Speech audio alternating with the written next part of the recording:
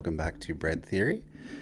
Tonight we're going to be continuing on with listening in on Mike Hoag's permaculture design course.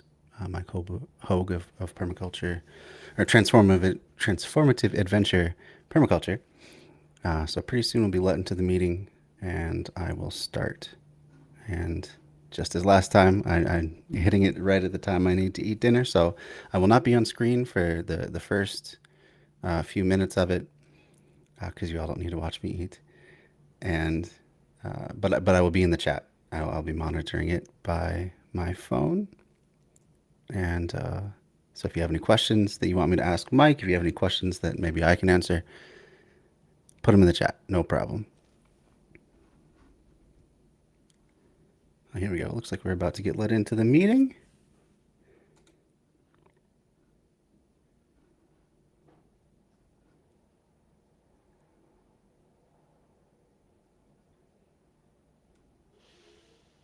Not quite started yet. I think he's just setting it up for tonight. But check out Transformative Adventures. Let me get their thing up there. So that's where we go. Oh, sounds like I have some movement. Oh, that's someone not being careful, muting their microphone. And as always, this is a live class. So we get to watch the Zoom, and then I broadcast the Zoom meeting out to all y'all. And so that means that if you do ask questions, I can ask Mike the questions right away, and you'll get an answer. So just waiting a little bit until it starts. Oh, hearing some noise again. It looks like Mike is... Now I think he's just testing stuff. So anyway. Okay. Sounds like it's starting. Let's get going. Glad you could make it. Hi, Christina. Glad you're with us. Hi, Jimmy, Joe, and everybody who's joining with Zach. So we're about midway through this permaculture design certificate course. And so just to kind of recap where we've been, we started out getting an overview of permaculture, and then we have gone through some of the major topics of permaculture on Monday nights. And on Wednesday nights, we've talked about some programs for walking people through a permaculture design process and transforming their yards, including starting out with looking at all of the types of patterns that people might want in the landscape. We start by really listing and being creative and listing them all if we can, anything we can think of. And then moving on and doing some observational analysis, including our zones, sector analysis, and relative location analysis. And then after that, we have looked at some water in the landscape. Might be the next thing that we'll take a look at. Looking at all the water resources and how we can make use of those. And then next, we looked at soil. So as we transform the landscape, we'll also look at soil and come up with a plan for all of the different areas of the yard and how we can make sure that they're going to be really fertile over a long period of time. So the next thing we're going to talk about starting next week will be plants. We'll be looking more at plants and how to get into plant systems and establish really productive perennial polyculture systems. So next week, our big theme is to start talking about polycultures. Now, of course, we have also talked about trees and choosing tree crops already. So next we'll be getting into more details about crop systems. So with all of that, how are y'all doing? Anyone have anything to check in with or to bring into the discussion before we jump into today's topic? Just giving a little bit of space here before we do. And if not, well, it is Valentine's Day, which makes it, the perfect time. If I could make this work. Just a second here.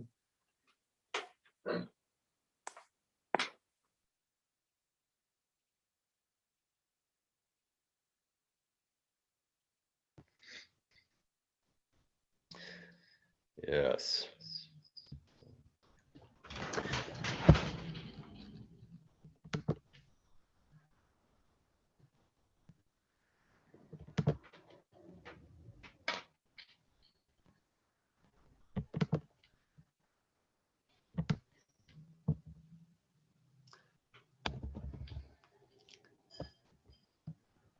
Okay, we're gonna make this work. Valentine's Day. Ooh, listen to that groovy sound effect too. Makes it the perfect time for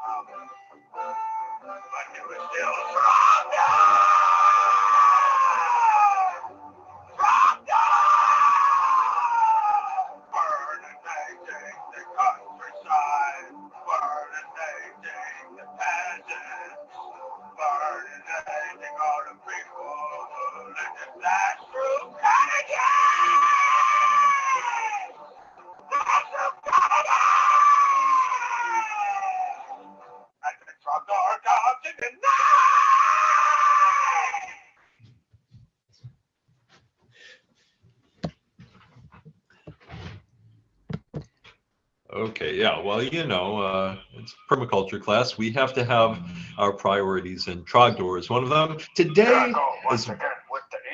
Oh!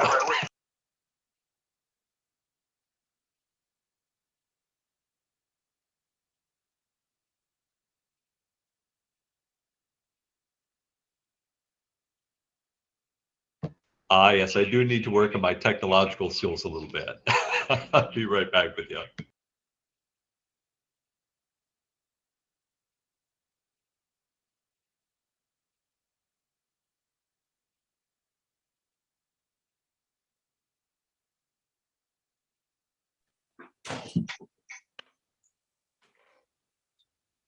Okay, good.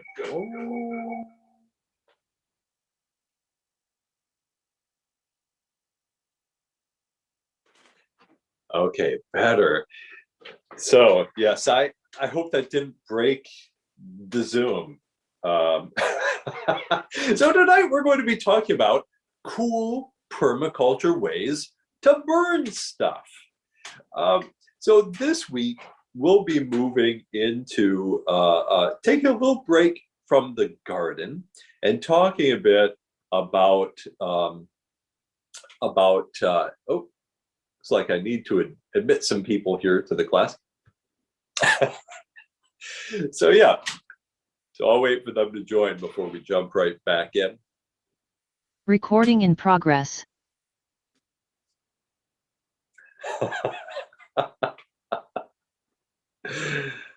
Okay.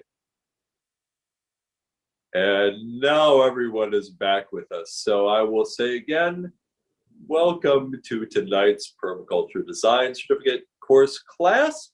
Today is Valentine's Day, which makes it an excellent day. Yes. Joe has been burning stuff all week.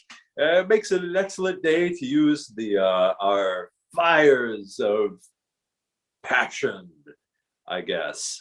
to talk about burning things and cool ways that we can burn stuff in permaculture. So we'll be taking a little break from gardening for the week. Today, we're going to talk in the first part of class about burning stuff, and then we're going to talk about relative climate and technologies for different climates around the world. It's part of the classic permaculture design certificate course curriculum, and a really important one as we'll talk about. Then Wednesday, we're going to come back with a workshop where I will save you $1,000 a year to fight climate change. I will literally pay you to fight climate change. This is one of my favorite workshops to give locally. And this workshop locally is all about home energy investments, home energy efficiency investments that will literally pay you to fight climate change. I worked on this with a few of the most brilliant permaculture building scientists that I know of.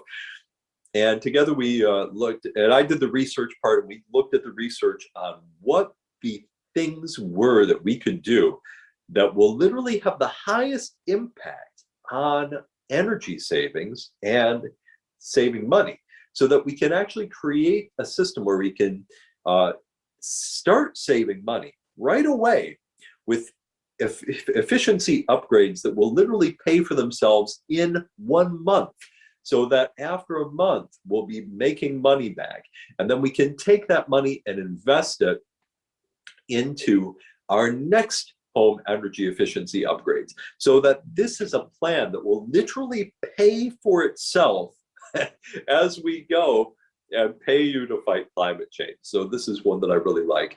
I've also, and then on Wednesday, we'll have a separate kind of class, which is sort of like a permaculture workshop for adulting, the permaculture adulting workshop.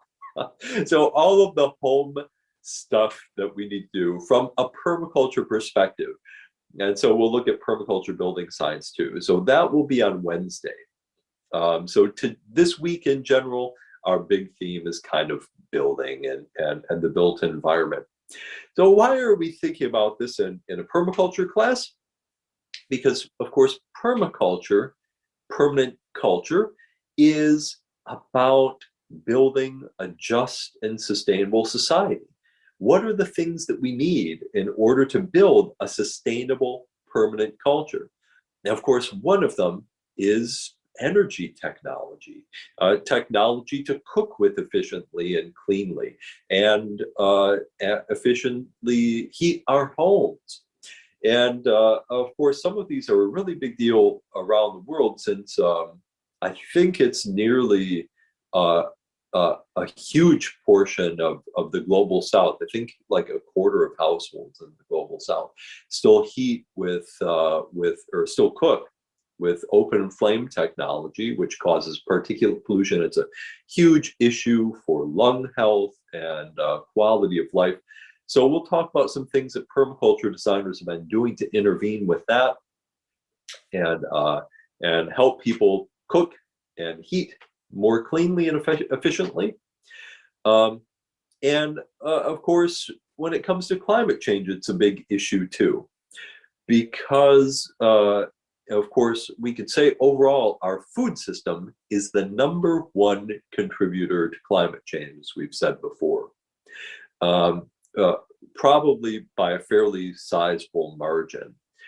But when we get to energy and home heating, this is another big issue.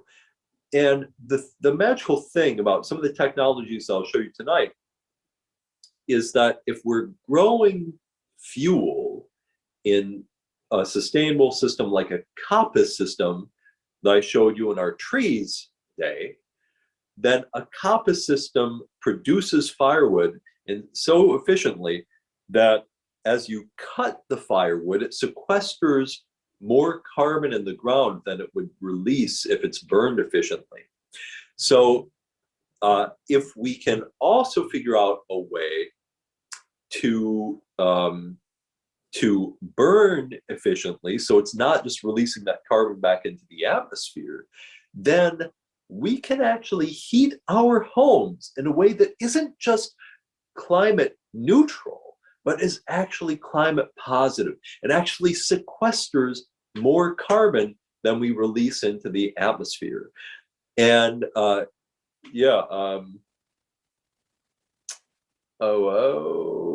just looking at the chat here.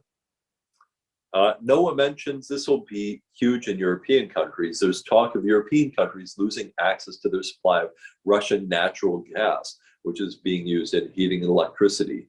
Yeah, absolutely. In fact, on NPR, a couple of days ago, there was a discussion about the Obama era renewal of natural gas. And while I always like to say Obama was definitely the best president that I've had in my lifetime, and also seems like he would be a really cool guy to hang out with. He wasn't a perfect president in a lot of ways, and in this way, he did sign bills that promoted and paid for a lot of exploration of natural gas that wouldn't have been done. It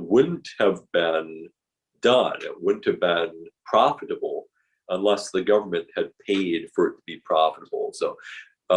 So now we have a huge influx of natural gas. But the NPR story was saying, well, this is finite too. And on top of all of the other economic issues that we're looking at, we may be seeing in the near term, a lot sooner than was predicted, increases in our costs of natural gas, and maybe even shortages here in the US too. So this is definitely something we should be thinking of.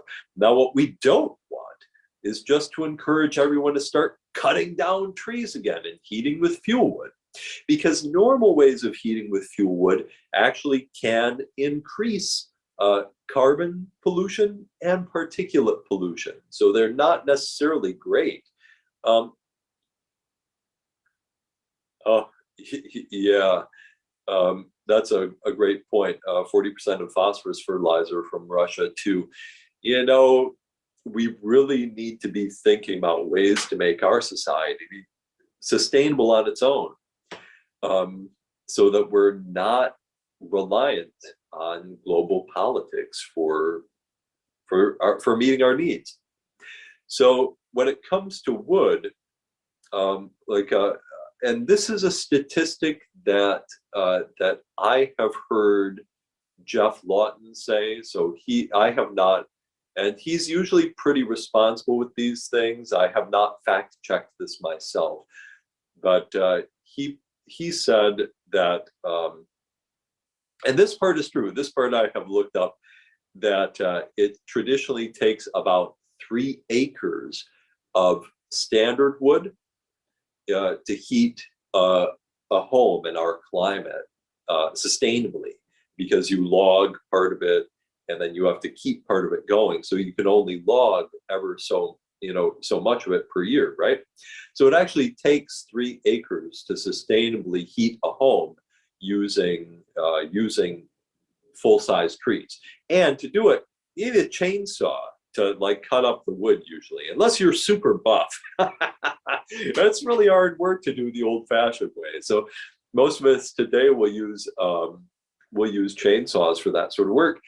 And if you use coppice lot, the traditional number is that you can heat the same size home, like in a Michigan type climate, with 1/3 of an acre.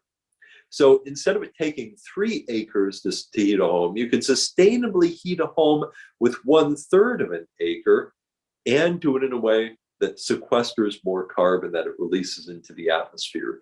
So, this becomes a great technology for us too.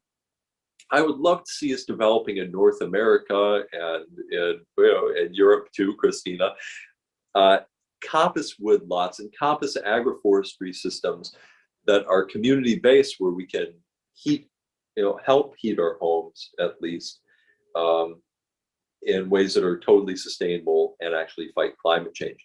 Because then, you know, a city like Fort Wayne, Indiana, could potentially, you know, heat itself off of fuel wood in a way that restores forest and it fights climate change at the same time, and cuts out natural gas supplies. So anyway, just giving a little bit of time and space around these ideas in case anyone has anything else to add to it, or any thoughts to add.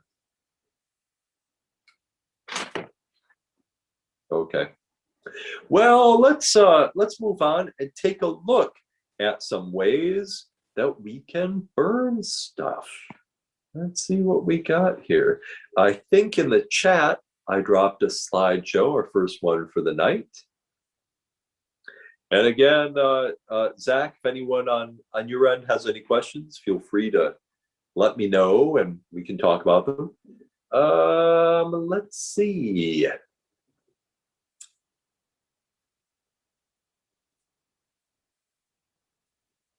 Okay. Yeah. Yeah, Trogdor actually does, the creators of Trogdor have some relationships with people in sustainability and with the Eco Village network. So it's kind of interesting to know there's some connection there between Trogdor and permaculture, other than just liking to burn stuff. Well, this thing kind of looks like a cottage, a thatched roof cottage. It's not really.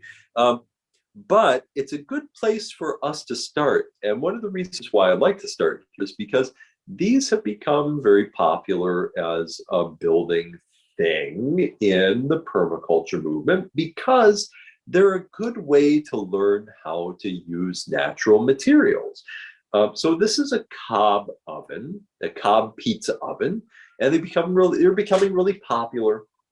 And they use a mix of clay and sand together, and so that makes them fun to make. You know, you basically get a big mud pit of clay and sand, and you make bricks, and you form together the bricks, and then you build this thing and smooth it over.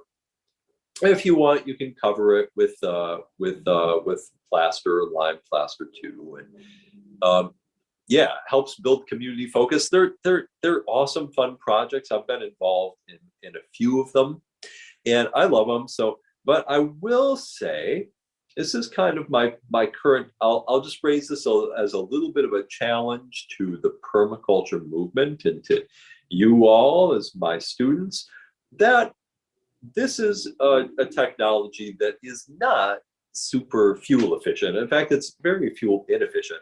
And there's a study out in the Pacific Northwest, because these have become really popular for restaurants to have these wood-fired ovens in restaurants for pizzas. And the study actually was able to isolate out the particulate and carbon pollution from just pizza ovens in restaurants since they've become popular. And they've been able to find, so and it was huge. The contribution was huge. So these ovens, while they're popular and fun to make, are maybe we could also do things that reduce. Here's Mike spoiling all your fun. I'm going to give you better options. I'm going to supply some options that will actually burn a lot cleaner and still get us great pizzas. So, but this is just one kind of project that folks have been making in permaculture. What's this thing? And can you hear me? Oh, yep. Because I want to say there's something very important about smoke particulate, and that is that people like Dr. Zach Bush, MD, who's absolutely brilliant, rave recommend, believes that the carbon particulate in the air is one of the reasons why COVID hit everybody so hard. It hit really hard right after all those Australian fires. And there's he goes into a whole thing that's, I don't know, it's kind of complicated. I don't remember the details, but it's the carbon particulate that gets into the lungs and that makes the virus's life easier to deal with. So yeah, it's good to minimize it. Yeah, it is. And so to me, this is why I really like talking about this. I know a lot of us who are part of like the Back to the Land movement really like to heat with wood because it's self-sufficiency. We can grow the wood, so we can grow our own fuel, and so that's great. But we should also be trying to move, if we want to truly build a permanent culture, one that's sustainable, excuse me, to the extent that's possible, we should be trying to move in a way of doing that that is climate neutral and doesn't cause the particulate problem. Because yeah, there's actually quite a lot of research on particulate pollution and human health impacts. It's bad stuff. So I'll try to share a couple of studies in the Transformative Ventures group. So this thingy here is one that is really famous in permaculture circles, so I thought I would mention it next. And this is the rocket mass heater. So this is a rocket mass heater. And it's a great thing to talk about because it allows us to talk about two different types of burning efficiency. Now, if we're going to be burning stuff, we want to make sure that we're burning stuff in really awesome, great ways. Well, there are two ways we can think about burning stuff. One is combustion efficiency. So, that's basically what's going on in this thingy right here. That's how much does it take the fuel and turn that fuel into usable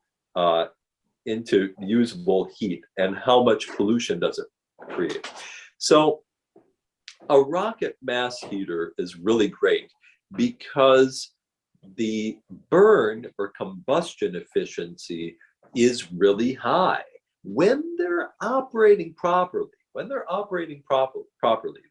are a few issues with them that we'll talk about. But when they're operating properly, it's nearly 100% combustion efficient, which means that everything that's going out the chimney is mostly H2O.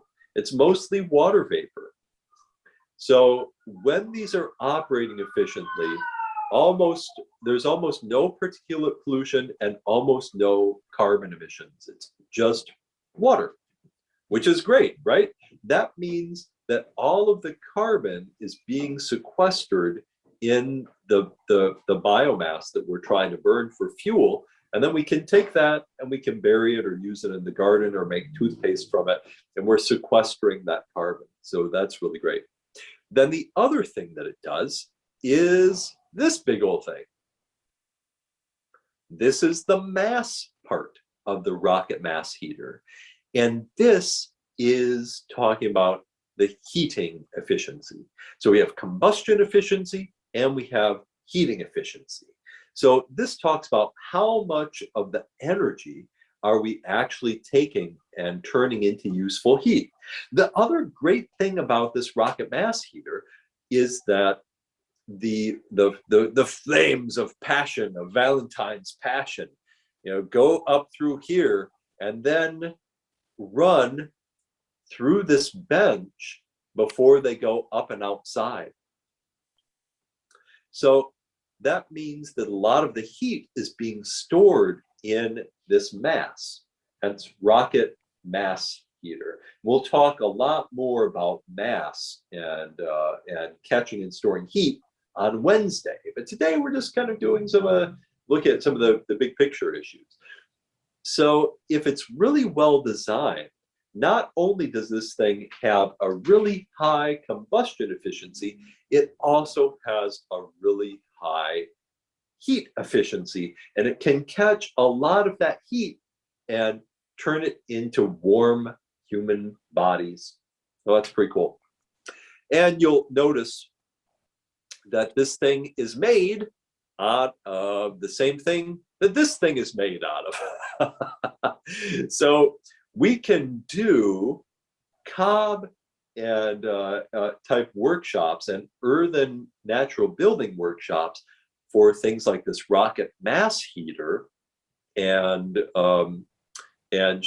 we're also building burning technology that is a lot more efficient and better for the planet, and good to model too. So you'll notice this thing also has this right up here, which is an open barrel on the top. So we'll see in a second how this thing works. And that means you can use that as a cook surface and cook your pizza up there too, which is handy. Here's just another one, because I like to show some different versions of this. This one's in an earthen house, and so it has the cook surface, and it has a nice warm wooden bench there to sit on, and they've made it really pretty too. So I love these, and that they can be made pretty. So to understand the basic way that these things work, the reason why they work, and the reason why they're called a rocket stove, is this part right here. The fuel, I'll make black, the fuel wood goes in here. And you put the sticks in there like that, and then this is the amazing thing that happens. It pulls the fire, the combustion chamber is horizontal, so it pulls the flame horizontally.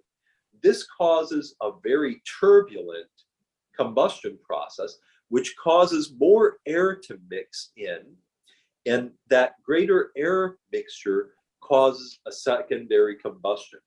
So in a normal combustion, the fire burns the wood, and a certain amount of heat is lost, and also wood gas is lost. So a rocket mass stove is called a gasifying stove, because this first combustion releases the gas, and then there's a second combustion across this chamber, and then it hits this 90-degree angle, and that can cause a secondary combustion of the gas, so it burns there as well. And then it goes up here, it hits another set of 90-degree angles in case there's any fuel left in there, any gas that hasn't combusted. And so the heat goes through here, and then the heat comes down through this area and up and out. Hopefully, we've captured enough of the heat in this thermal mass bench that warms up, and basically cool water vapor comes out the other side. So this is a pretty darn cool technology that can create a lot of useful heat off of a short number of burns, and capture that heat and do it in a way that produces very little pollution. Any thoughts, comments, questions about this? Additions? Anyone have one of these yet? I've made a couple of demo models, but I haven't made a permanent one. And online, you can actually find on the internet, these are really easy to build. You can build a working model with just bricks. So you can take a bunch of bricks and stack them and make a functional model of a rocket mass stove. You can do it in your local park and show people how to do this. So there have been a few permaculture groups who've actually done these and put together rocket mass stoves that are temporary ones in their local parks to show people how to build these and how they work.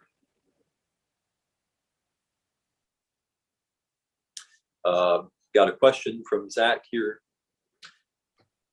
Noah says, Zaytuna Farm used a rocket stove heater to heat the shower. That is how my showers were heated. That's pretty cool. Moisture levels can be tricky though. Yeah, and is there a danger that the fire could get so hot the metal barrel will burn or melt? No, not in this system. No, these are not going to reach that sort of heat, because well, for one, the combustion box is pretty small, and enough of the heat is getting sucked out into this thermal mass and out the vent. So yeah, the biggest tricky thing with these, and it's actually not difficult math. If you want to build one, I like this math. And so the math is pretty simple on it. And there are some great resources online that'll help you do them. So our Transformative Adventures group on Facebook has frequent contributions from one of the authors of one of my favorite resources on rocket mass stoves. Ernie Eisner is in the group, and he wrote a great book on rocket mass stoves. So you can find that one. He's got a video out on rocket mass stoves too. And there's also one that I really like by Yanto Evans. So Yanto Evans has a book on rocket mass heaters that I really like. The big issue here is this vent right here. This part right here. Oh, bust that. Okay. See, and Zach, this is the main thing you have to watch out for. So this is the only real danger with these rocket mass stoves, is that we want to catch as much heat. I'm going to make the heat red.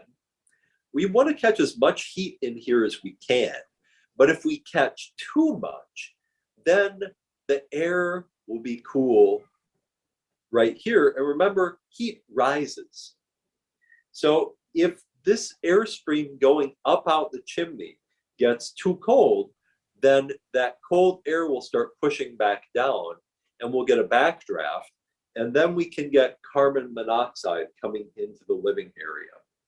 So we always have to make sure that we have enough heat that we're getting good efficient burn. There's no carbon monoxide produced, and it's just, all of the exhaust is still making it up and out of the system. So we want to catch as much heat as we can, but if we catch too much, then we have a problem. So that's kind of the big thing. So and you can measure these practically, and you can also do some basic math with it to make sure that the chimney just isn't too high. Hey, Mike, I've got a question. Yeah. Hi, this is David. I'm sitting here with Melanie. Hello. We've not talked before, but hi there.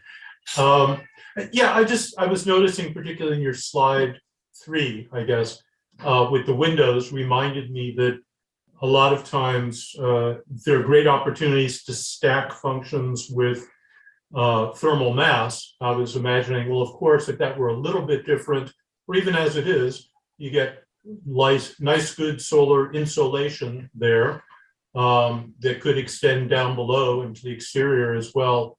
Below the windows could also be absorbing. And similarly, you could be doing, some degree of greenhouse or cow wall or otherwise ponds and water mass on top or inside there. I'm just wondering what the experience has been with that kind of combination, in part because, of course, it reduces your fuel use and, you're making the best use of the mass. Yeah, absolutely. A lot of permaculturists are playing around with exactly those kinds of things. We're going to talk about solar and passive solar and solar building on Wednesday. And those are some of the things that Dave just mentioned. We're going to be talking about those more on Wednesday. And so we might come back to this topic a bit. But yeah, he was saying that here we have the window, so we can get, heat or sun coming in from the window. And this thermal mass, if it's designed well, can also potentially pick up and store heat from the windows too. Or we could have a greenhouse here. We'll make the greenhouse green. And in the greenhouse, we can build our heater like a rocket mass stove. And then the sun can come in through the greenhouse, and then this is the house proper. So this is called a trom wall or a passive solar greenhouse, or so now we have the rocket mass heater outside, which if you want to do a rocket mass heater and have it connected to the house, there's no place in the US or Canada where they're allowable by code yet. So if code matters to you, there's no place where we can do these yet inside. But I've seen people be building them on attached greenhouses and porches, and then you just need a vent system. So, the vent goes, the hot air, of course, wants to rise, and heat wants to rise. So we put a heat up there and a cold run on the bottom with 2 vents. And now the passive greenhouse can also be a heat element for the house potentially on hot days. So it's a pretty cool system. And yeah, Dave, I'm glad you mentioned that sort of thing. I really like these sorts of uses. I like that use that Noah mentioned, using these for showers. To me, some of the best uses of rocket mass stoves are in greenhouses, in showers, outdoor kitchen areas, and stuff like that.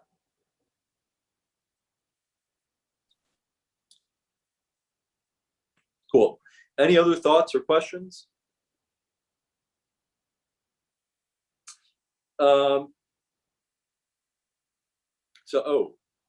So this takes me back to this idea, the pizza stove, because I think we can do a lot better design on a pizza stove. Oh, looks like Joe left. I had a question. Joe had a question too. I want to get back to that. Hopefully he'll be back.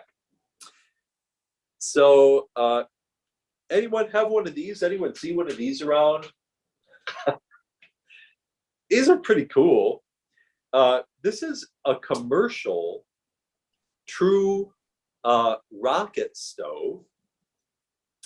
And it's called the Uni pizza oven.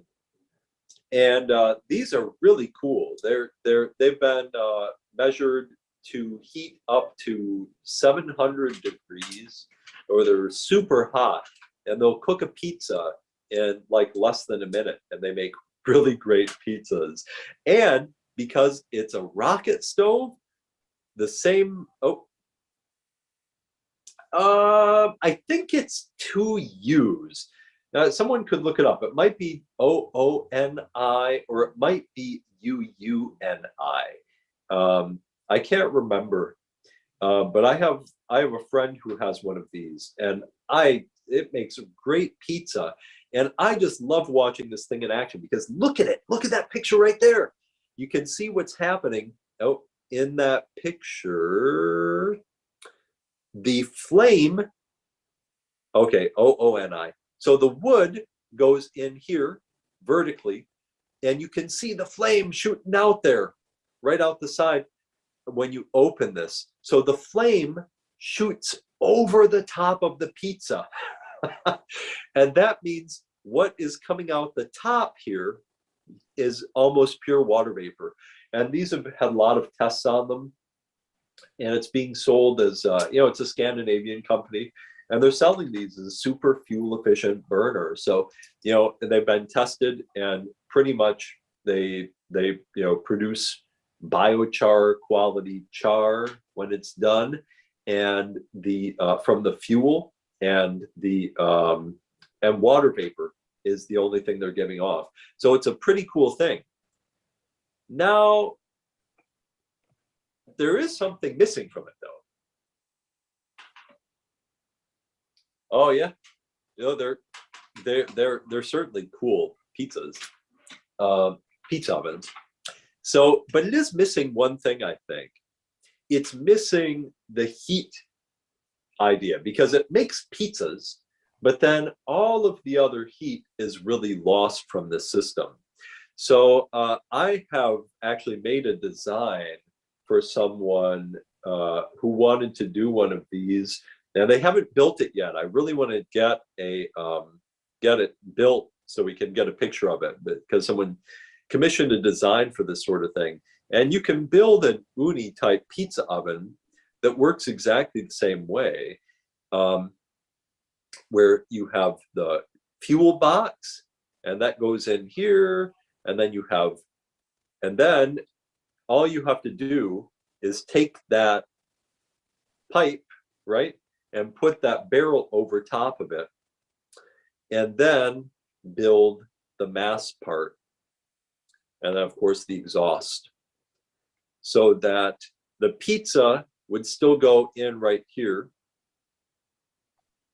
So we put the pizza in here, and the combustion would still go through here and out this way and down and through here and out. So we could get a pizza oven that is also a true mass heater. And I have even suggested to people that if you buy an uni pizza oven, you could make a surround for it, and you would not lose any of the efficiency of that design. And you could use bricks or soapstone or something like that and build a surround for this uni pizza oven and turn it really easily into a rocket mass pizza oven. So just throwing that out there in case anybody wants to do a cool pizza oven project. Going back to this idea, as we pizza oven projects, they're great, people love them. Maybe our next step, to me, I'm always trying to get us to push the permaculture movement forward in an even better direction, making permaculture stronger, right? So the next step I would like to see are rocket mass pizza ovens that also capture the heat and are fuel efficient burners. I'm just going to leave a little space there in case anyone has thoughts or questions about this.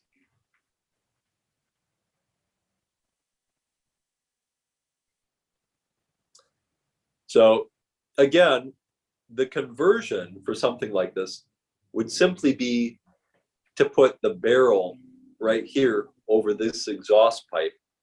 And then of course you'd have to build the mass part out in, to the side here, this way, right? And bricks this way. Because you'd want to leave the pizza door open. There's a door right there. So that's how you'd have to do it. It'd make a pretty cool thing. That's my challenge to you all. That's why we're doing this workshop, or this class, is to think of what are the new cutting edge ways we can burn stuff in the permaculture movement.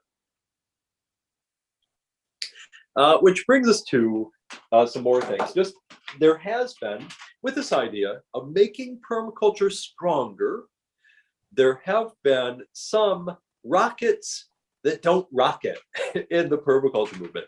In fact, rocket stoves have become so popular, which is a good thing, right? That I did a search like last year for rocket mass stoves when I was putting this together, or rocket stoves. And on Google, the first like 3 pages filled with rocket stoves. There wasn't a single rocket stove. So there were no rocket stoves on Google's results for rocket stoves. And that's because some confusion that's kind of come up in the movement. So I would like to just point out and get real clear about some of these things. The thing that makes a rocket mass or a rocket stove rocket, the reason why it's called a rocket stove is this magic thing you're seeing right here. The flame being pulled sideways and then potentially hitting a wall here and having this 90 degrees right there. This secondary combustion that happens because the flame is being pulled sideways sounds like a jet. So when a rocket mass stove is really working, this is one of the cool things about it. You can hear it. You can hear it in the uni. It sounds like a jet. It sounds like this whoosh sound going over the pizza, right? So that's when you know a rocket stove is rocketing. And that sound is the indication that gasification is happening, that the wood gas is burning. So that's what we really want to hear, is that rocket sound. This is from a permaculture site. And unfortunately, this is not a rocket stove. This is not rocket stove technology. And the reason why, just to be clear, is because the wood goes all the way back to the end of this combustion chamber. And as you can see, the fire comes right up straight here. So this is actually called an L stove. This is not a rocket stove, it's an L stove. And it's a cool camp stove. They're cool camp stoves. You can make one really easily. You can make one easily with bricks. So it's a cool technology to know about. You know, it's a DIY thing. Anybody can do it. But no gasification is happening. So these are not fuel efficient burners. These aren't particularly efficient at all, and they don't really do much. And they'll smoke and produce particulate emissions too. So L stoves are cool camp stoves, but they're not rocket stoves and they're not fuel efficient burners. So just throwing that out there.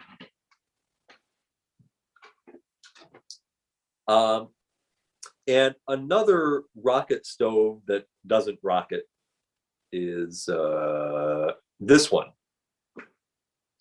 See the problem with it? There's some talk that as the gas comes up off the top here, if there's a pot sitting on it, that a secondary combustion of mixture with oxygen occurs up here. And this has been studied, and that doesn't consistently happen. So this one is called a J stove.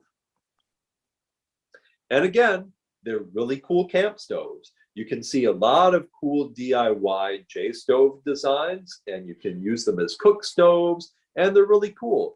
But again, the same thing happens. The wood slides right down the chute. The combustion happens here, and the fire goes straight up. There's no rocketing happening, and there's no mixture with oxygen. There's no secondary combustion. So J stoves are cool camp stoves. If you've got one, cool, they're cool.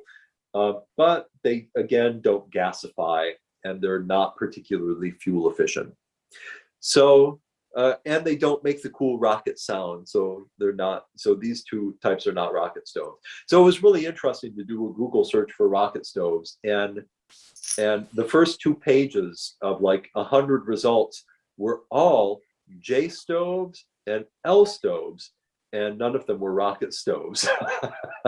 So, you know, as we push for a stronger permaculture, making sure that we're building things that actually, you know, do the thing are important. And so getting the design right so that we're building real rocket stoves instead of J stoves and L stoves. And the chamber doesn't have to be long. Like in this one, that chamber does not have to be long, so long as the air mixture goes in and it has to pull the flame horizontally. I think these even can be as short as like 4 to 6 inches, this combustion chamber, the horizontal combustion chamber, and still get a good gasification, especially if they hit a 90-degree wall here. So those are the 2 things that we need to get a real rocket stove and real gasification. Just leave a little space in case people have questions or comments about that. I have had some experience building some rocket stoves, and also with a mass heater, but I didn't experience, I mean, yeah, perhaps I was at the beginnings and I didn't experiment so much. I didn't really quite see like this like really to say that the rocket stove really works well. And I think it's might be perhaps because of the chimney or something. And I don't know, like the only construction rule I know for this stove is that the horizontal part has a section that is less surface area in section than any other part of the trajectory, and that has been like a, I don't know,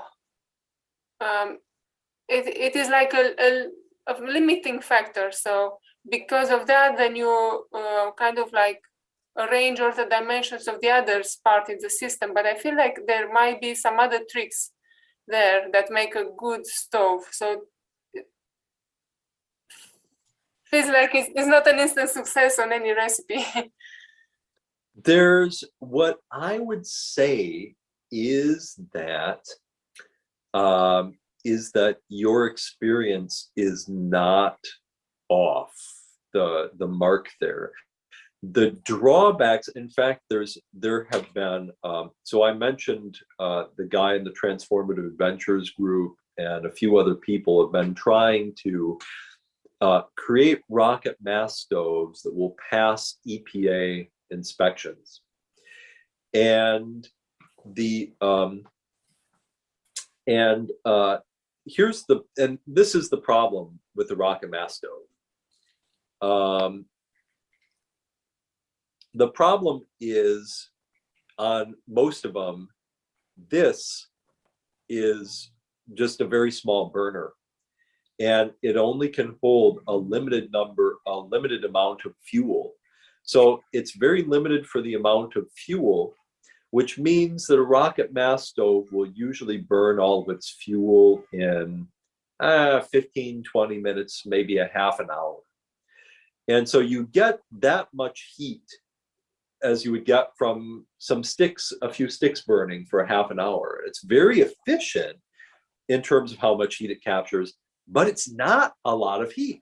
So in one of my PDCs, some of us have where I live is by Straw Bale Studio was by Straw Bale Studio in Davidson, Michigan.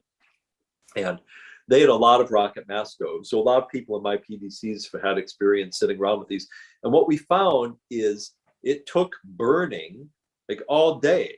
You know, you would have to keep making fires to heat up that thermal mass enough where the thermal mass was really noticeably working and heating a space.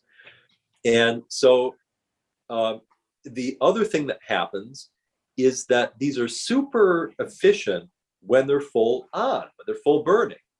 But when they're getting started,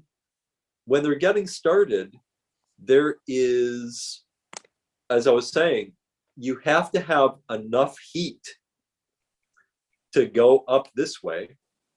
I'll make the heat red. There has to be enough heat in order to get a positive draw so that the air is pulling through the system and causing that gasification and there's a good burn. Otherwise, they're very inefficient. So if it requires burning a fire once an hour to keep these things going, then there, the beginning and end of every combustion is still producing pollution. So because of that, we know that this technology is a great kind of future technology, and these have great uses. Like I mentioned, I like them in greenhouses. I like them in like outdoor spaces where people might be working a lot, trying to get a few burns, maybe using them as cook stoves. I think they're great as cook stoves. So the idea of the Uni pizza oven is great. But for serious heating, they're just very difficult to use. And most people who've had them and lived with them have found that like in a cold climate or using them for serious heating, it requires a lot of constant burns to keep them really functioning. Christina, has that basically been your experience, that they just don't, it never really seems to get that hot? Yeah, So yes, this is an aspect we did experience, the fact that you need to feed it so often, like if you really wanted to heat a room or something, and especially if it was a bigger room, so not just, I don't know, not just Yeah. like 10 square meters, something, bigger, like a more decent sized room, then it takes, you need to feed it constantly. And yes, we didn't always experience, sometimes we didn't experience this easy flow. It's like, it seemed like, air was coming back. I think it also depends on weather. It does, and your chimney probably wasn't too high. It's probably just this issue that of a burn, only maybe the middle third of the burn has enough heat going that you're not getting the backdraft. The beginning and end of every burn in a rocket mass stove can still create a lot of pollution and not have a good draw. So, to me, this is an opportunity where we can use the rocket mass stove and how popular they've become in permaculture circles. And again, maybe move towards making permaculture stronger. I think the next technology up is this thing. And before I move on to talk about this thing, which you can see already, this thing is huge. And here's another one. And this obviously can hold a big fire, right? You can build a big fire with a lot of wood, a big like standard size fire in this thing. So we can build a fire that's going to burn a lot longer and work better. So I'm going to take a second. Yeah, no, a masonry heater or Russian oven or Finnish oven. You can look those up. And my experience with these is that I have a friend in Southwest Michigan who built one, and he built it for about $900. And he built it, and it's just a standard home and attached to a wall. I think he had to reinforce the slab to build it because it is very heavy. So he put a reinforced slab in like you would for a fireplace or something like that, and built one of these and for about $900. And this thing does not have those drawbacks of the rocket mass heater. This thing definitely, one burn a day. It still takes a little while, like any fireplace, to get it going in the winter. But once this thing is hot, it definitely feels hot.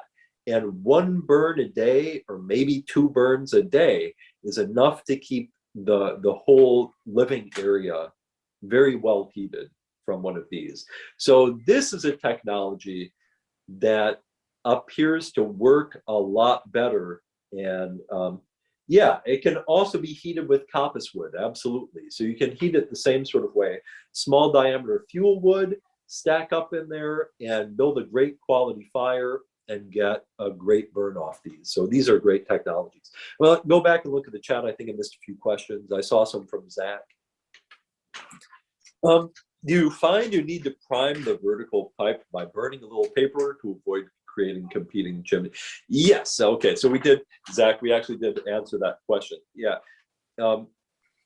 So a problem with the rocket mass heater is getting that flow, of priming it to get that flow and starting to get airflow with them. And it's not a perfect technology. It's a great technology and they're really cool. It's not a perfect technology. So they're just always going to have that little bit of a limitation. And as we move to this masonry heater, and not all things called masonry heaters work the same. So this has a trick to it too. We have to make sure that the trick is right. And the trick is, it has to gasify. It has to work the same way a rocket mass stove does.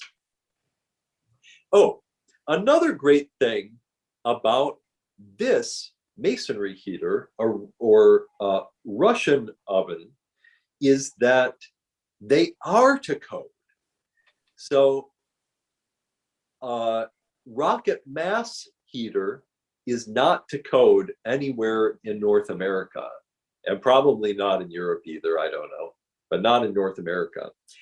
And a Russian oven or Finnish oven or masonry heater is able to be made to code in pretty much every place in, I believe, North America. Now, whether or not in Canada, someone told me they were having a problem with their insurance with this, but I also know people in Canada who have these. So it might be something you could work out. But the cool thing is that my friend who has one called his municipality, and he wanted to make sure that he could do this. And they had to look it up in the code. And the code, which is just part of basically the standard code that's used a lot of places now in the United States, simply said that it had to be built by someone who was an experienced mason. So my friend asked how the code defined what an experienced mason was. And it said there was no definition. It simply said an experienced mason. So my friend said, I am an experienced mason. and they accepted that. So I think this is a great potential business for permaculture people to get into as well, because we could do it on kind of a cooperative model. If we could teach people how to DIY, make these, like my friend John did for just $900, then all you need is someone in the community who the city or municipalities recognize as an experienced mason to sign off on these things, and we could create like a Russian oven cooperative. So again, the cool thing about these, the best ones will have a sideways combustion, but what they really do is have all of these right angles in them, and all those right angles cause secondary combustions in them. So so this is with a well-designed one. I've seen masonry heaters that did not have this design and did not gasify.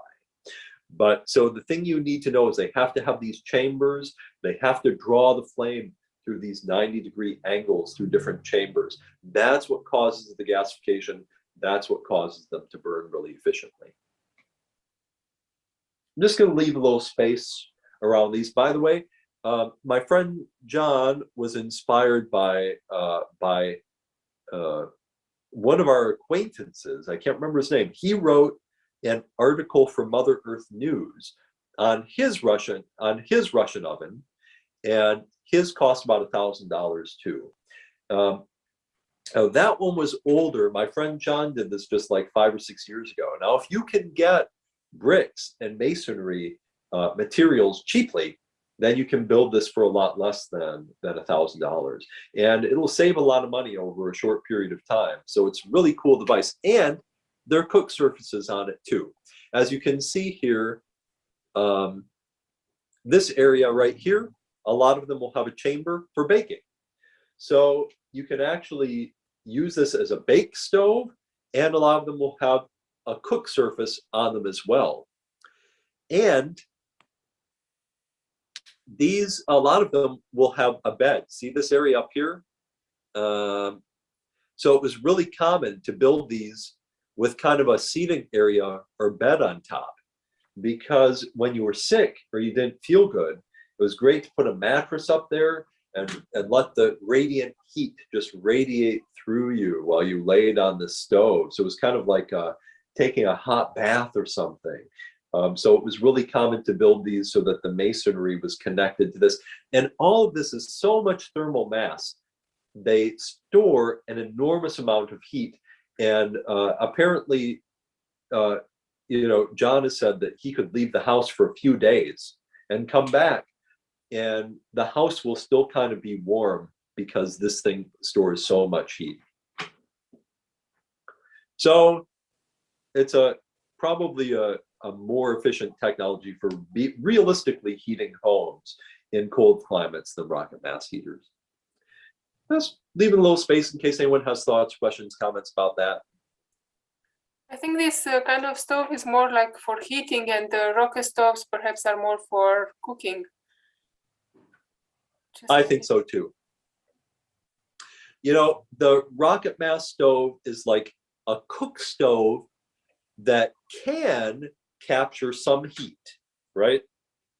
So that can be useful in like a greenhouse or something like that, maybe. But I think the primary use is as a cook stove. I agree with you. And this is a more serious heating stove.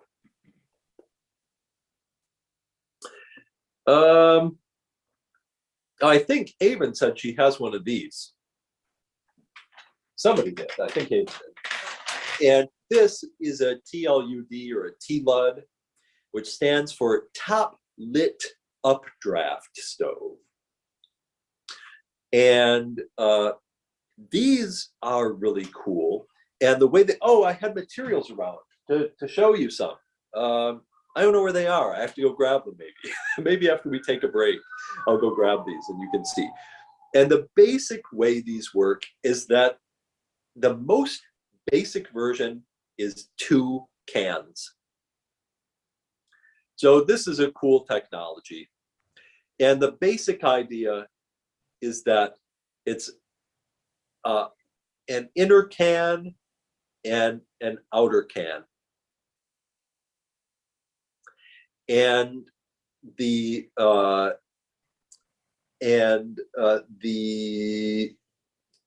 basically the inner one has, well, let's see. I might be getting this. I'm thinking thinking of this weird. So what you're drawing looks like what we have. That picture doesn't, I don't think that's exactly it. okay. Yeah, this picture is actually what I'm drawing. I'm just getting it a little bit off. What it does is it has holes in it at the inner can, and it draws air in from the outside along this down here. So it causes a secondary combustion inside this. I'm trying to switch to red. So it causes a secondary combustion inside the can as new air enters into the system. Probably I might have a different design for it here. So here's just a few pictures of some of these TLUDs or TLUDs. And they're certainly really cool burners.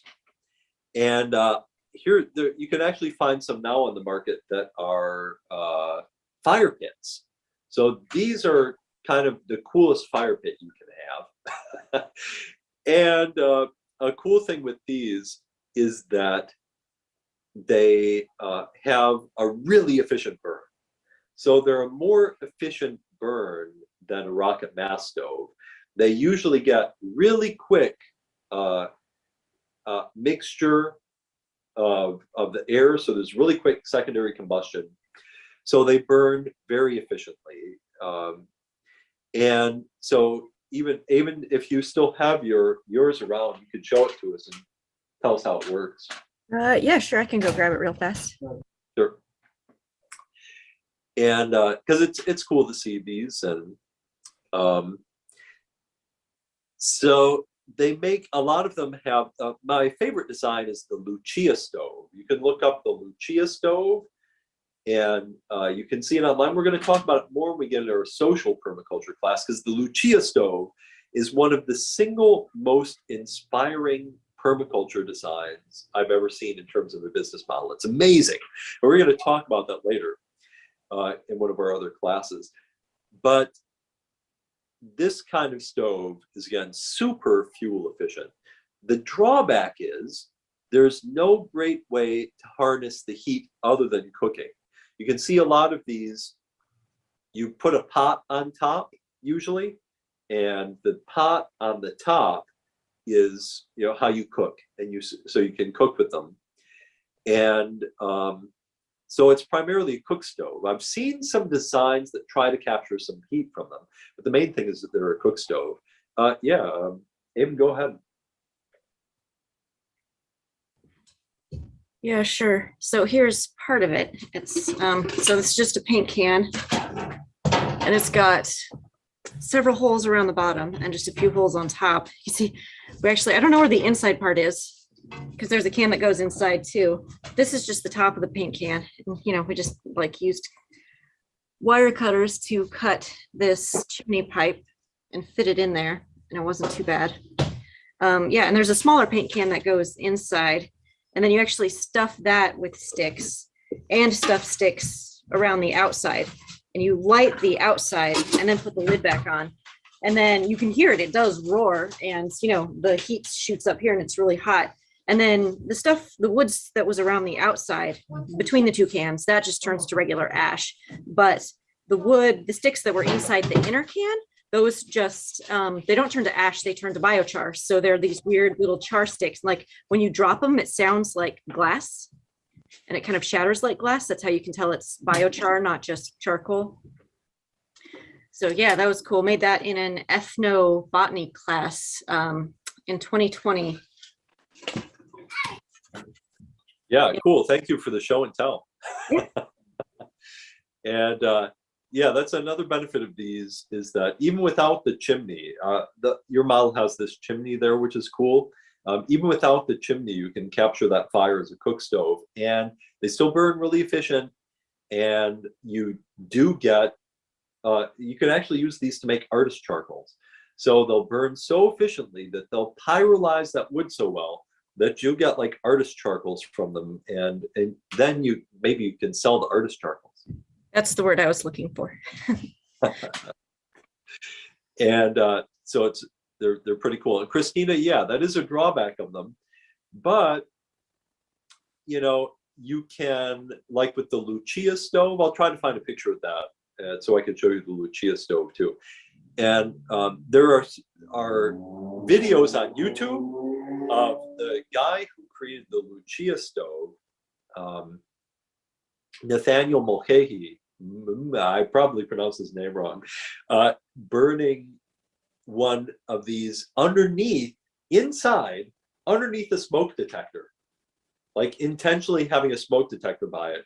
And this thing does not set off the smoke detector. So they are, you know, truly safe to burn inside. And you get enough heat to cook a meal. You know, it'll boil water really easily. It'll, you know, so you can cook something with it. But yeah, Christina, if you were going to cook multiple meals or something like that, you'd have to relight it. You'd have to cook it in batches. It's definitely not a heating device in that way. It's definitely like a cook device or a charcoal maker. Any other thoughts, comments, questions? Can you hear me? Yeah. Yeah. Oh, okay. A side thought about making biochar. Credible people have testified to me that you can take you can take like a Dutch oven, the heavy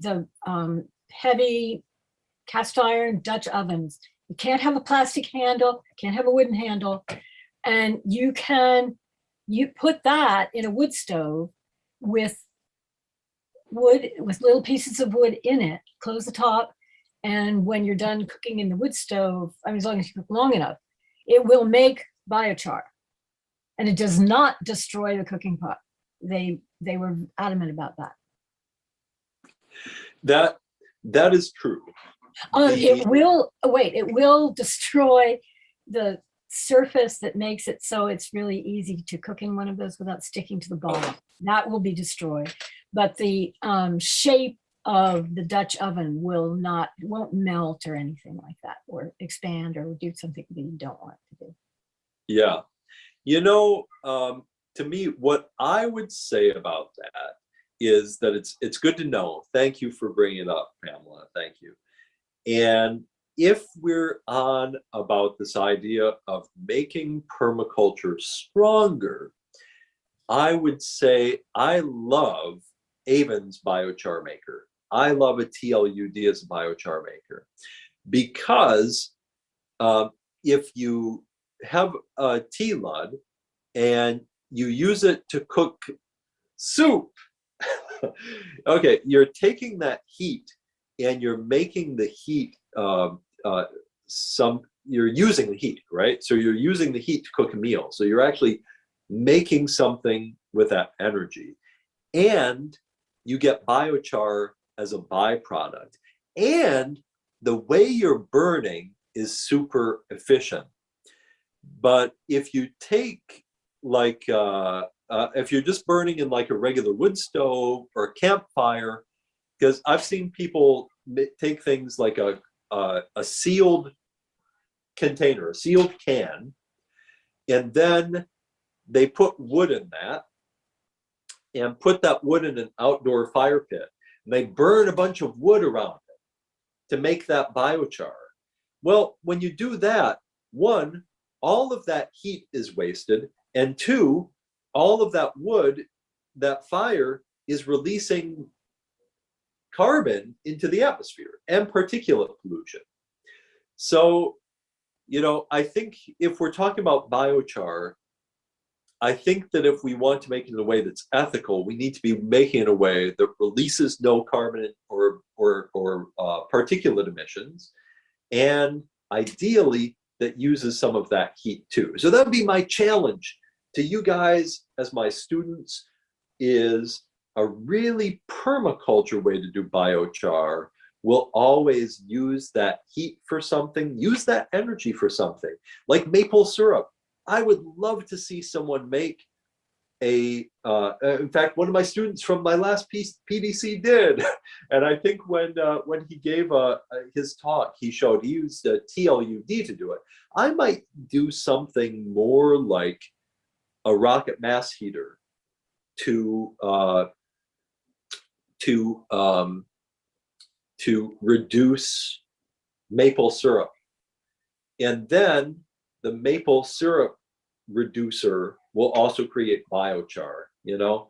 So things like that. I'm really interested in how we can use that energy instead of just like burning wood and creating pollution to make biochar. I really, you know, I'm not a fan of that. I'll be honest, I'm not a fan of that. I think we need to be sure about it. I totally agree with you. I totally agree with you. But I'm just saying that if you have this ethical chamber going, one thing you can do is use a Dutch oven. And I mean, yeah, it's not DIY, but a lot of people have Dutch ovens just laying around their kitchen doing nothing. Yeah, absolutely. Yeah, thank you for bringing it up.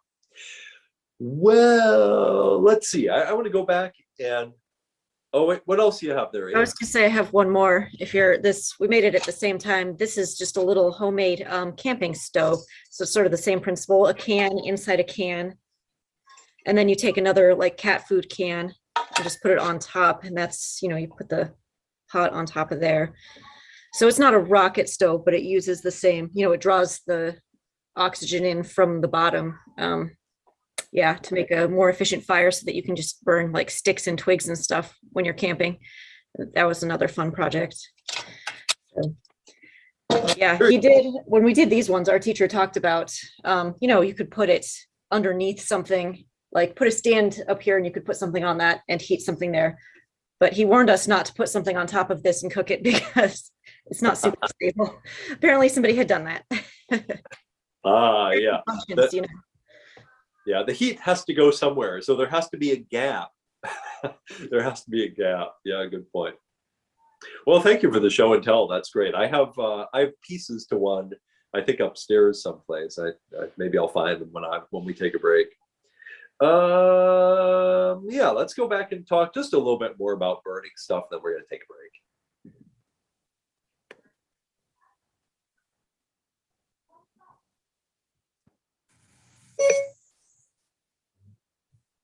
Okay, yeah, we'll just go through a few more here that I like. Again, these days you can find these T-Lud campfires, and they're great. You know, I love campfires. Campfires are so great. It's one of like a fundamental human experience to sit around a campfire. Unfortunately, if we also want to be environmentalists, you know, one campfire someone who is an engineer friend of mine made also did something like a fuel efficient home burner, and he said one outdoor campfire in a season probably, you know, replaces all the carbon back into the atmosphere that all of his environmentalism. Yeah, I think he was joking, but you know, he was making the point. So having these kind of tea-led campfires are really cool, because then you have the campfire and you're having a campfire that's a clean, good for the earth campfire. And these are easy things to build, and they'd be a fun thing to build in a little permaculture workshop. One of my friends asked me to find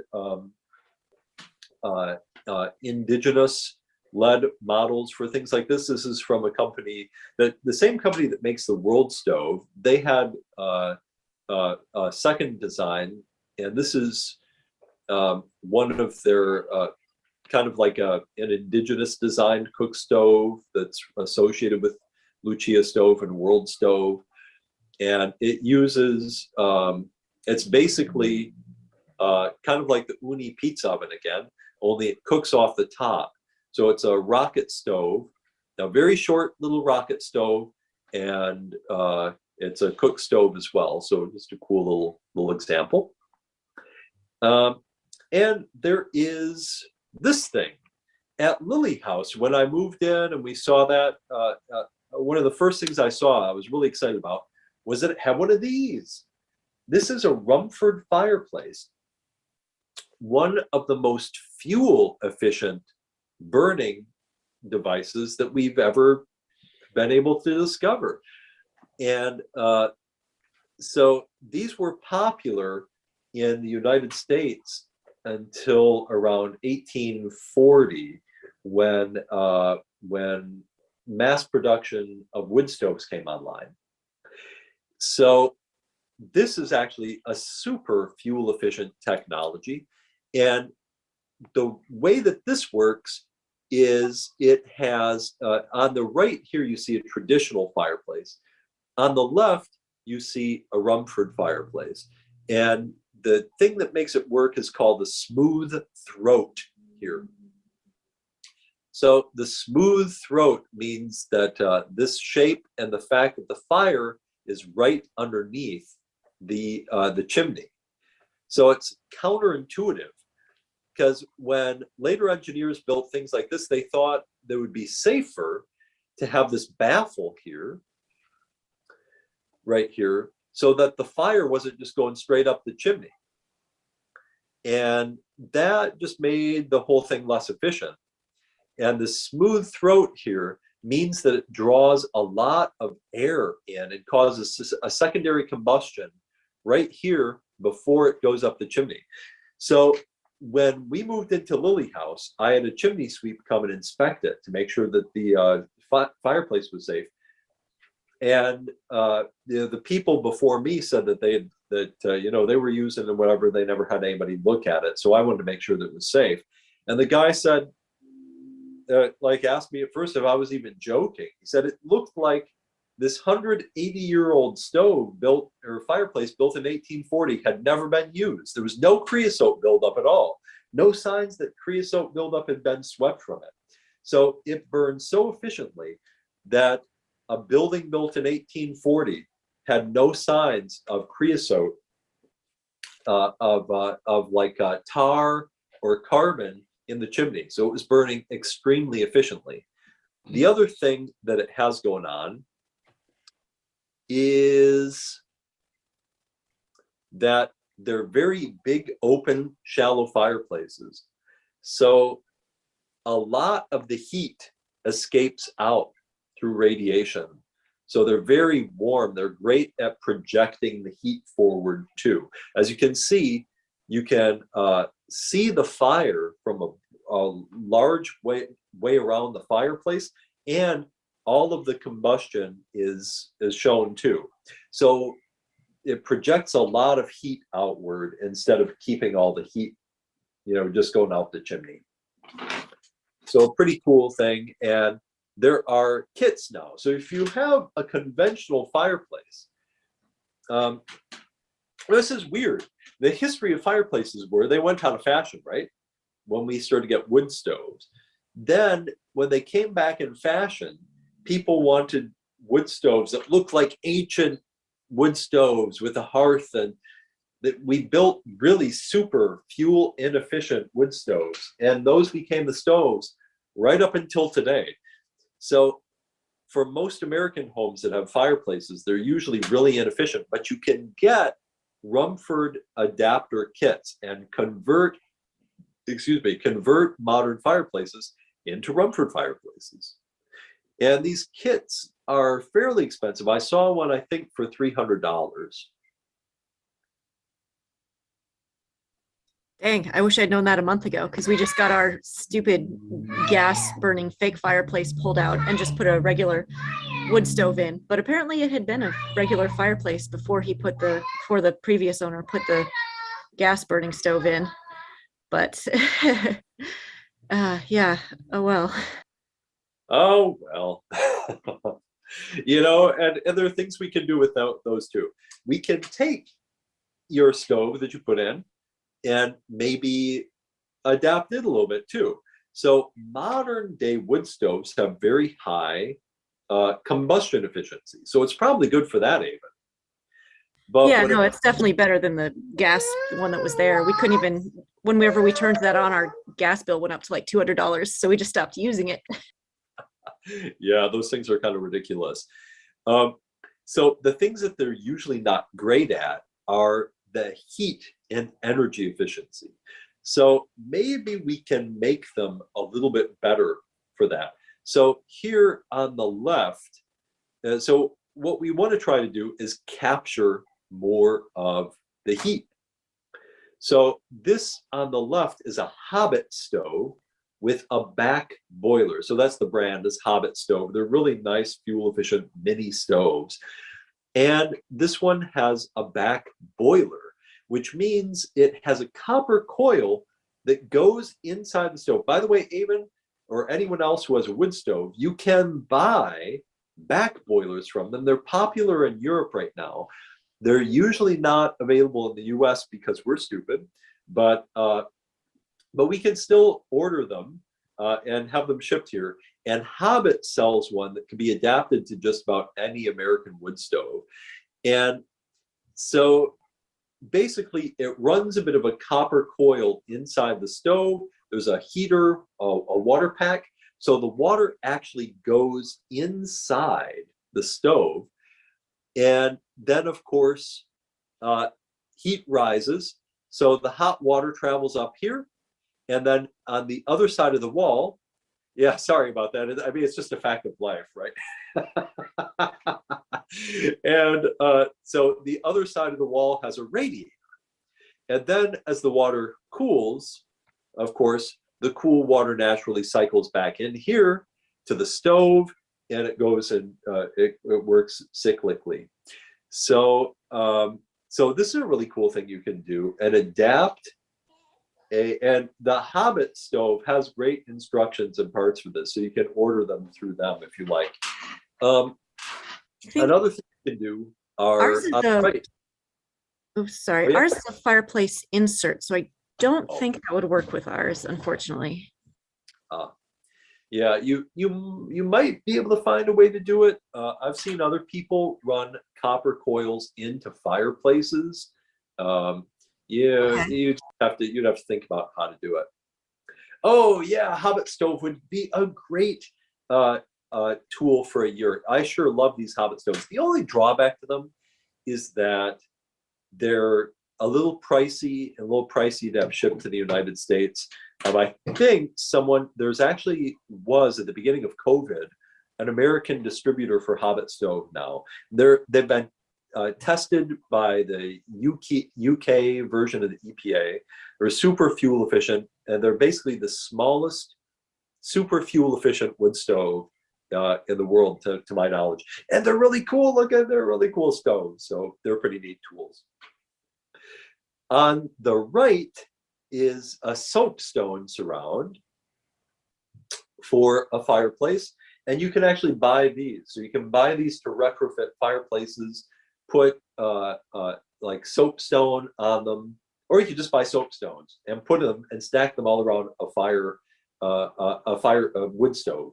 And that will catch and store some of the heat from the fire stove too. Now, one last thing that I've seen people do is, here's your wood stove.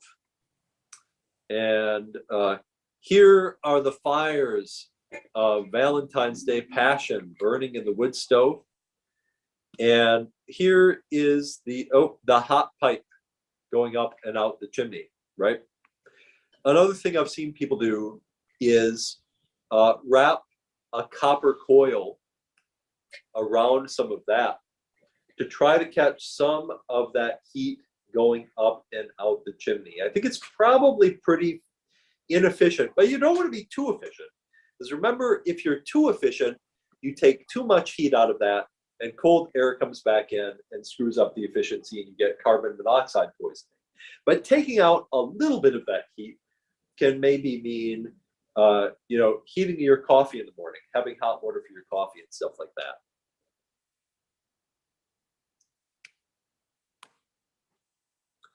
A couple more cool ways to burn things.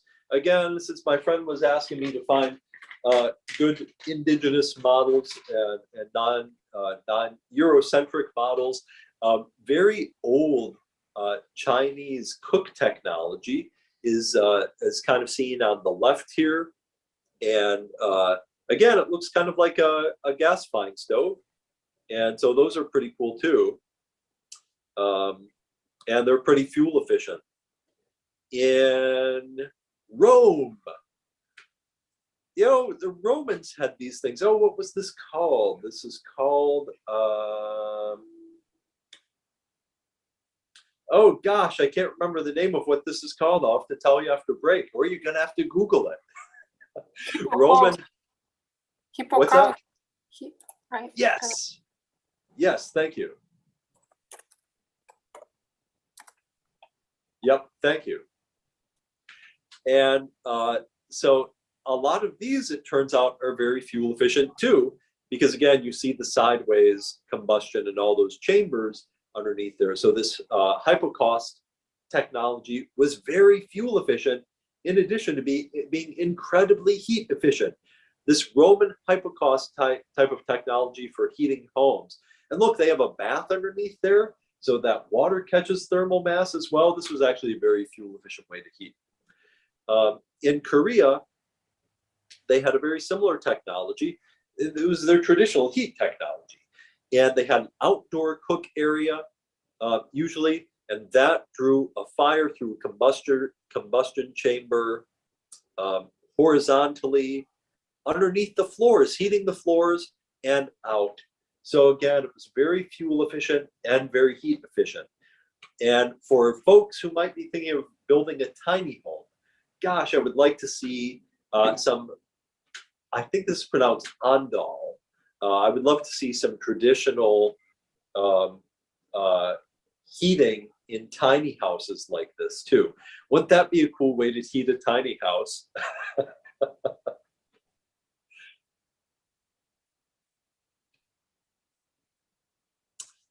And just another, this one is not the Korean version. I think this is, but a similar kind of technology. Yeah, picture of a hypocaust. And of course, we can build solar ovens too. And there are tons of plans online for solar ovens. I think in the folder for today's class, which I'll share before we leave tonight, I think I have some plans for these sorts of things too. But this was, the whole idea of this was just to hopefully get you thinking about some cool technologies that we could incorporate into our permaculture designs. And that I really think our future of heating and cooking technology is found in these sorts of technologies moving forward. These are ways that we can heat and cook that are fuel efficient, affordable, and actually fight climate change instead of contributing to climate change, the way natural gas and coal and all that do. So I hope that you found some things here, that we've looked at some cool ways to burn things that have been inspiring to you. Thanks, Aben, for chipping in and showing us your cool ways of burning things, and for Christina for talking about yours as well. Before we take a break, does anyone else have any last thoughts about cool ways to burn stuff? Did I miss any?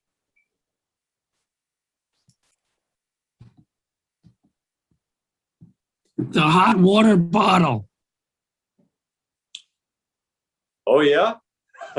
The hot water bottle is an awesome permaculture technology. Oh, tell us about it. It's a several hundred years old. You can take it with you. You can heat yourself outside. If you're bugging out, you can take it with you. You can keep your shelter much lower temperature and heat yourself instead of the building. And it's a super efficient technology. And it really reduces carbon emissions by tremendous amounts. And I'm posting an article about it. Cool. Yeah, another one that we could throw on there are Hearth Stones. This is something that my grandpa did when we would go up hunting. When I was a kid, we'd go up to the hunting lodge, and the whole building was just, heated with a big stone fireplace. And it was a very fuel inefficient fireplace. So of course you put your own hearth stone on the hearth, and the stone would heat up, or stones, and then you'd take those to bed with you, and you'd sleep in bed with the hot hearth stone, and this would help heat you up. So you're heating the person instead of the room, as Noah said, is a great rule for heating. Like we say, one of our rules for water is slow it down, spread it out, soak it in.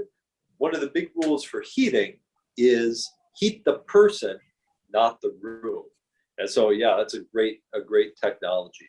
And hearth stones could be similar. And that's just as simple as getting a nice big hunk of thermal mass of stone and putting it by the fireplace or on the fire or on the wood stove, and then taking those to bed with you.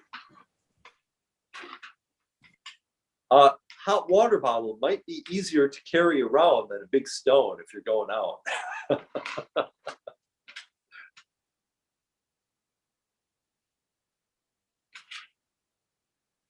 Oh yeah, 1800s farmers put livestock in the basement. Yeah, living, we used to have the expression, living cheek to jowl. This was very efficient. If you're having trouble heating the home, you bring the livestock inside, and all those warm bodies help you get through a cold time. Of course, it also kind of smells probably, but good to know about for sure.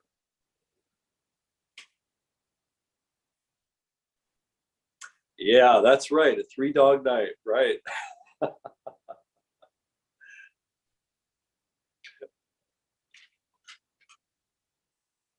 Oh, that's cool. A chicken coop to heat the greenhouse. That's a classic permaculture design.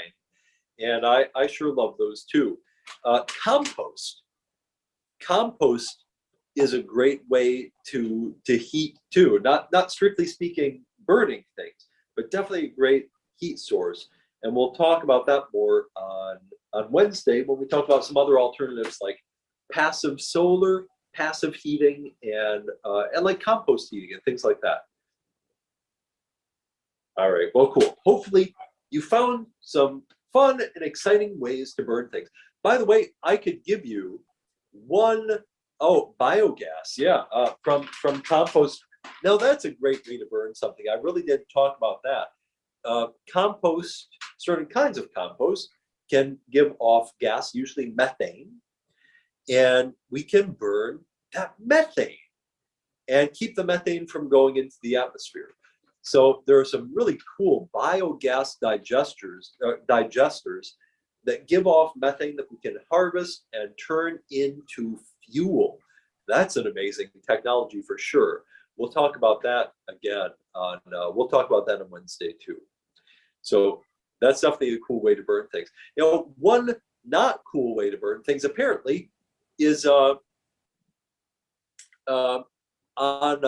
used to have on my stove or on my refrigerator, the instructions for my shop vac, because my shop vac had, you know, ways to not use it. It said, you know, using in these ways are prohibited.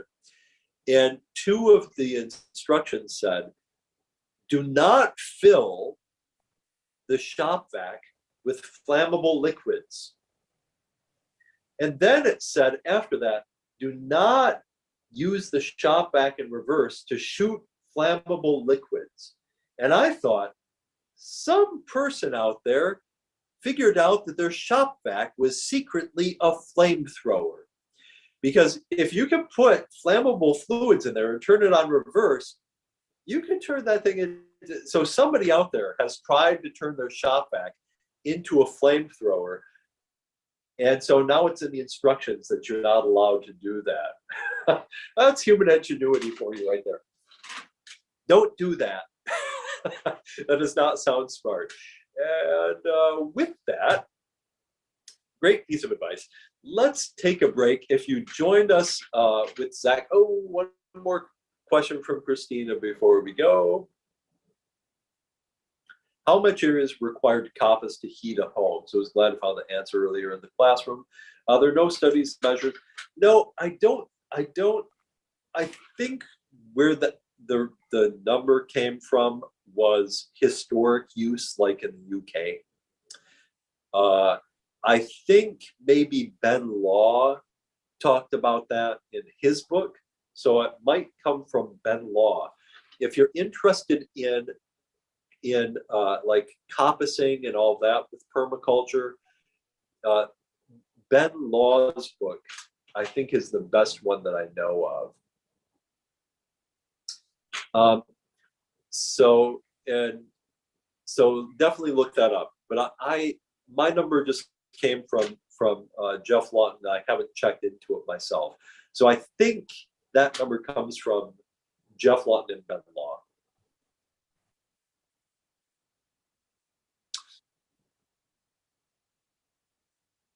Oh, okay. I haven't seen that one out yet. So I'll check that one out too, Noah. Does he mention it in that book?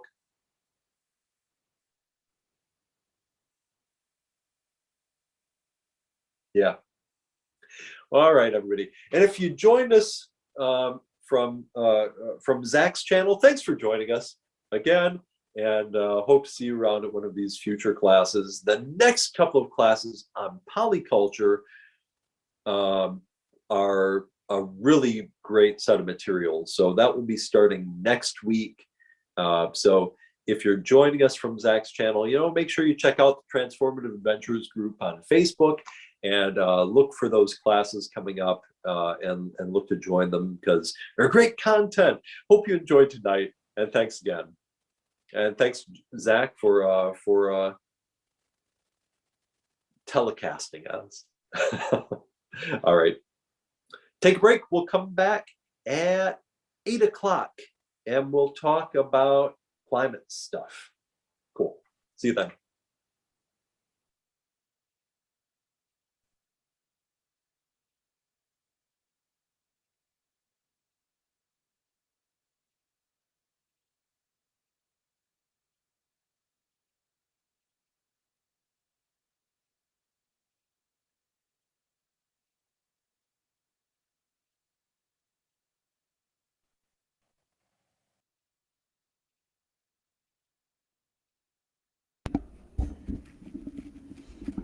Okay, we're done with the class now, so we can talk for a little bit. Whatever, I got in trouble. Yeah, well, maybe if you weren't like yawning and making it seem like I'm so boring all the time. Don't glare at me. This is not my problem. Don't ask me on your show on a school night. Whatever. Every night's a school night. You're mean. Anyway, What do you think of? Oh, John says hi. Hi. What did you think of the class? Well, I wish that I had a stove to keep me warm because it was very cold. Well, yeah, at least we could control the stove, unlike our stupid ass baseboard The heater that the thermostat. thermostat is unconnected to. And our landlord said, Put the "Oh, battery. just go change the batteries. That's probably what's the problem. Right. It's wired into the wall," Hey, why don't you show me where the battery is there, bud? which we've told them, and that was the end of that conversation. Yeah, it So just didn't they just don't happen. care. They're just gonna send out a memo every year saying, "Please don't leave your air conditioner or your windows open in the winter. And please don't worry It about my costs us lots of business. money." Cost And who lots of money? well, I mean, Exactly. it doesn't cost us any money. We don't pay for the heat. We pay for electric. I don't. It's not electric heat though. It's I don't care. boiler heat. You It's should learn gas to heat. regulate the temperature in this GD building. That's true. I don't know why they don't care about it, but we've So done all we can jerks. do. So we end up having to open windows in the middle of winter, even when it's like below zero. It's ridiculous.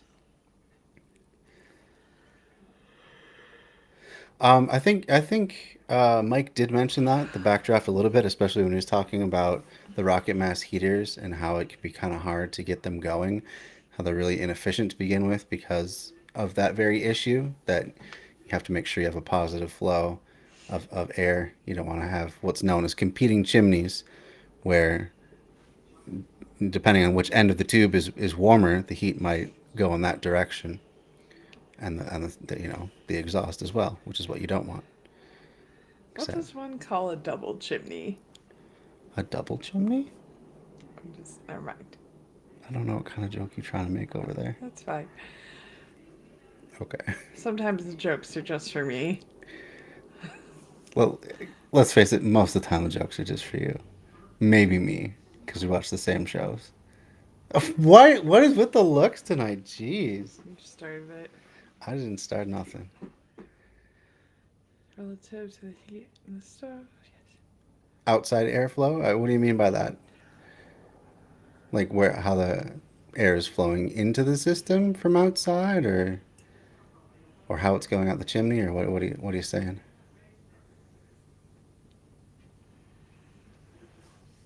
Or like if the wind blows really hard straight at the chimney, because that could be a problem. I mean, there's a pretty easy way to solve that. You just put a cap like you would on any chimney. So, you ever wonder why the rain doesn't fall down the chimney? It's because there's a cap over it, and then it goes out the sides. So when the air current flows over a house, it changes the internal pressures. And you're saying that somehow affects the way that the heating system works? I'm not aware of that part. There's a lot I don't know about fire science, I'll be honest. Maybe you should take a fire class. I have some DVDs, some permaculture DVDs about fire science that I got to look at, and there's plenty of videos on YouTube about it, so I will study it more. Backflow preventing. Okay, that probably is important, yeah. So yeah, you don't want those competing chimneys, have it belching out smoke at you when it's supposed to be efficiently burning and going outside. So efficient, so German, yeah. So Mike didn't quite answer one of the questions that I had asked. He kind of indirectly did when he talked about the Roman bathhouse. I'm forgetting already what the name was. Yeah, hypocaust. What the heck? Hypocaustic. Yeah, hypocausts. Anyway, it's the Roman technique of building a fire in an open area underneath a bath and heating the bath that way. I had asked about, hey, why not just use water as the thermal mass? Water is one of the most efficient thermal masses there is. It's one of the reasons that so many living things are so much water, because it's a good way to regulate your body temperature. And then I'm like, oh, you could even combine that with a large aquaponics pond And then instead of having hypocaust, that's what it's called.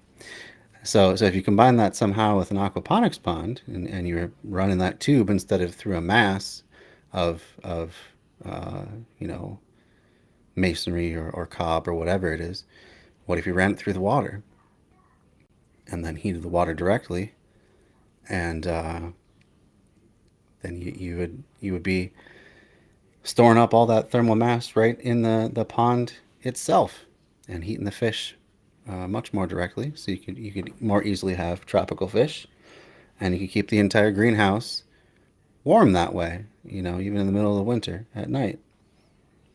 Seems pretty cool, but he didn't quite answer that question. It was hypocaustic. Why are you mocking me? Hypocaust. That's not cost. There's no ick at the end. Is now. Wow, you're in a feisty mood tonight. I'm really. Yeah. You ready to go get our Valentine's treat? I don't know. I'm kind of cold now. Oh, you don't want that anymore? I'm not gonna think about it. All right. Is there anything else you want to talk about? Don't work in education. Oh, yeah. Lots of drama happening in Amanda's work right now. But not because of her, though. Get lots of sleep and do yoga. That doesn't help sell it. Not because of Amanda. It makes it sound like Amanda is the problem. No, people are trying to draw Amanda into it. But, yeah. Hypocaustic. Fine, I guess we're both right. You're very happy about that, aren't you? Thanks, John. Try not to be too smug about it. Yeah, doing a dance usually is the best way to show that you're not being smug about being right about something. Oh, and then you just go back to the glare. We're going to cycle through 2 or 3 looks tonight, apparently. Sorry that sometimes I get excited about being correct, because it doesn't happen very often. You are correct all the time. What are you talking about? Where is this complex coming from? Do you want to watch a video about a rocket mass heater or something, so you can visualize it better? Can this be a future me thing? Yeah, I just want to know what you want to do. If you want to get going now, if I should end the stream, or what you want to do. I'm torn. I like being on stream because I like to be a pest, but I'm also tired. Mm-hmm. I got up like 5 times in the middle of the night. Because this is what happens when you're heading towards 40. Really excited about this journey for me. This is our life now. I love this story for me.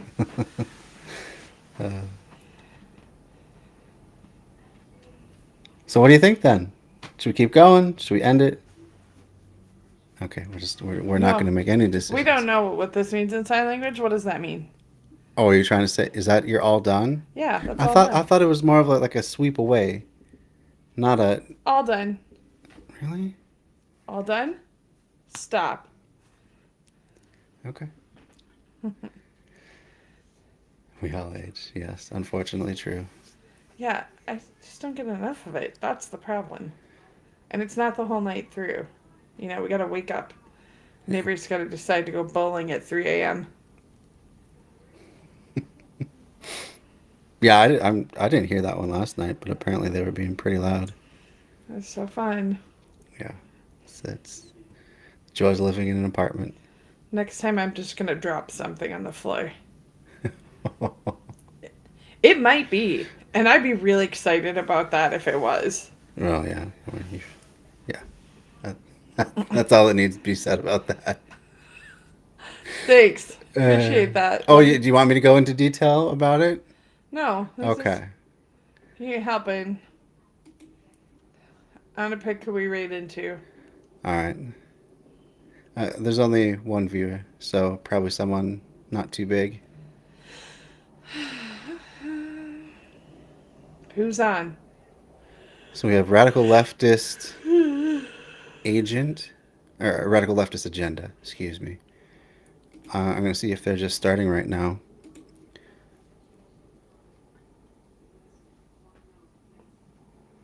They didn't have anyone watching though. Oh, there I've already, yeah. They must have just started. Let's do something fun. How about Mystery Science Theater? What do you think? Fine, you pick. You're the boss, Tony What Danza. I'm suggesting it, and boss. you're not saying anything back to me. He's the So, boss, guys. who would you like to rate into? Why don't we raid into Mystery Science Theater? Okay. If you guys don't know Mystery Science Theater, well, now you're gonna. It's Zach's favorite thing in the whole It's world. really good. It's really good.